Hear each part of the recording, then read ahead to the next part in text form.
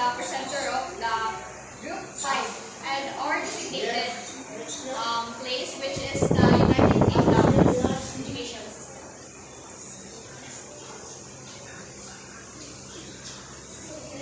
So, the United Kingdom has a well-regarded education system, known for its high standards and historical universities like Oxford and Cambridge. So if you do, if dili pa mo familiar sa Cambridge, more sa siya ka nakauga ng Oxford. And Oxford is a well-known university also. So the system is divided into 4 key nations: England, Scotland, Wales, and Northern Ireland, each with slight variations in curriculum and governance. So mag-start sa early years education, ages 3 to 5. So this is the first stage of the UK education system. For children aged 3 to 5 years old, it includes nursery of preschool and the reception year age 4 to 5. Focus on the basic learning, social skills, and play-based education. So, mura-mura na siya sa ato ang ilahang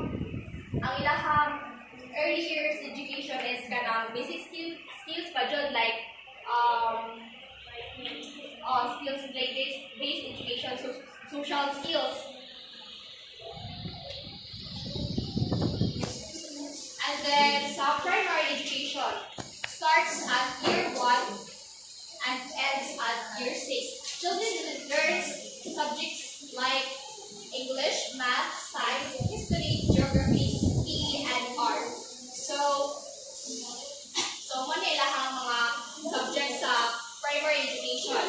In England and Wales, primary schools ends at K-stage 2 test, also called as SATs. So kaning SAT is SATs, SATs kay type ni siya sa test nga i-conduct after sa primary education. Kay ani masukod ang knowledge sa bata if naa ba sila learning about sa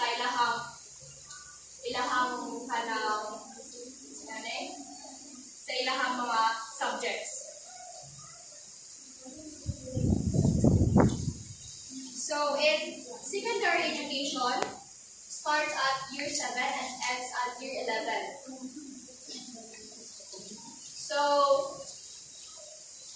in secondary education there are types of secondary schools in UK, including the state schools. So state schools are funded by local authorities. So when we say funded by local authorities, funded siya ka ng public schools. And then and also the grammar schools. So the grammar schools are not all students have the privilege to enter the grammar schools because it is selected. So when we say selected students nga maka-enter sa grammar schools, it requires entrance examination. So, and then the independent schools.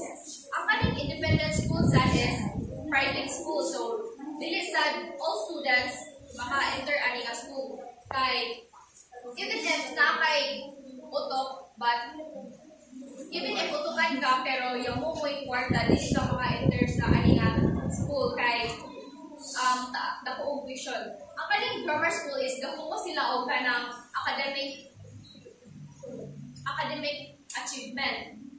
And then ang kaning independent school is kanang more on extracurricular sila nga kanang subjects like arts, sports.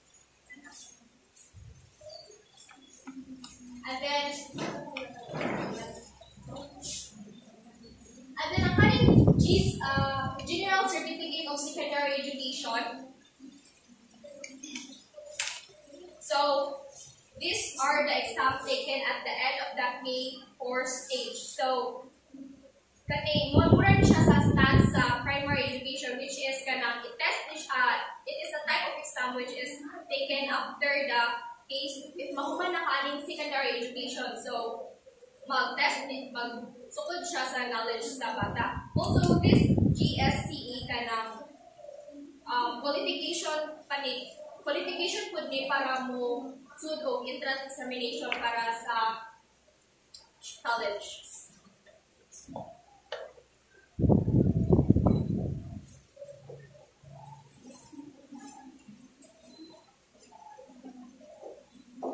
So, the post-16 or further education, also called post-sixth form or college. Not part of the secondary school, but still before university. Naman din siya sa kuan. Mura ni siya og kanang K-12 nga kanang nabi tay additional year para sa kuan sa secondary, then before po siya sa college. Dili na siya or college.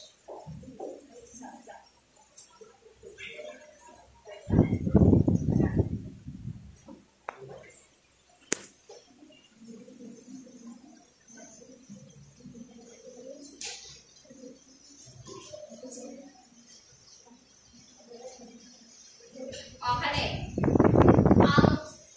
A-levels, 2-year based subject qualification that students take after their GSC and are a requirement for university admission. So, mura lagi siya og kanang K-12 nga 2 years gihapon and then kanang qualification para sa entrance exam for college. And then BTSC or vocational training.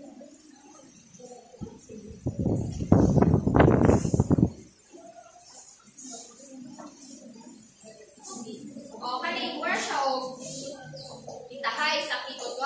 Diba, if mo grade 11 naman kay kanang mga study na pilihan, it's either STEM, HUGS, ICT, Kukiri, or ADM. And then, magpili na ka na o one strand para most pilahan within 2 years. And then, aron ma-broaden ang knowledge in that specific field. And then apprenticeships, work plus study. So while you are learning, maka earn sa ka og kwarta kay work plus study man.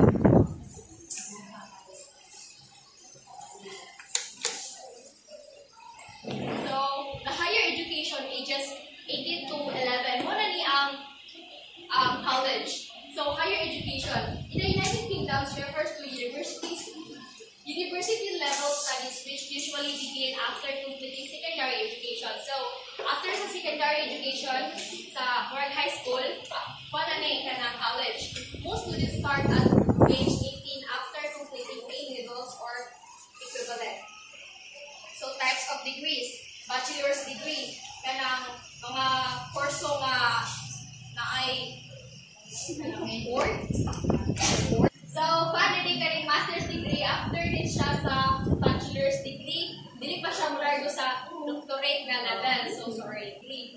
Palahian sa master's degree o sa bachelor's degree is, master's degree is 1 to 2 years, while sa bachelor's degree is covers 3 to 4 years. And then sa doctorate mo din ni high level na siya sa higher education. So 3+ years ni siya coverage. So UP has top ranked universities like Oxford, so well-known universities in the world, the Oxford, Cambridge, UCL, and Edinburgh.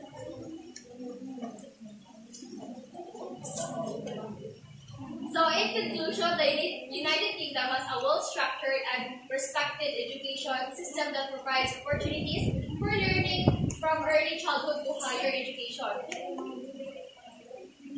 Its division into different stages ensures that students receive the right kind of education at each age level.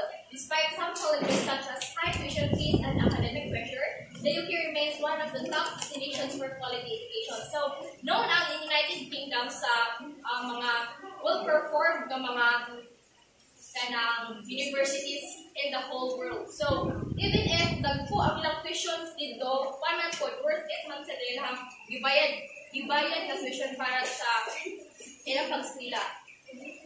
So, that's all.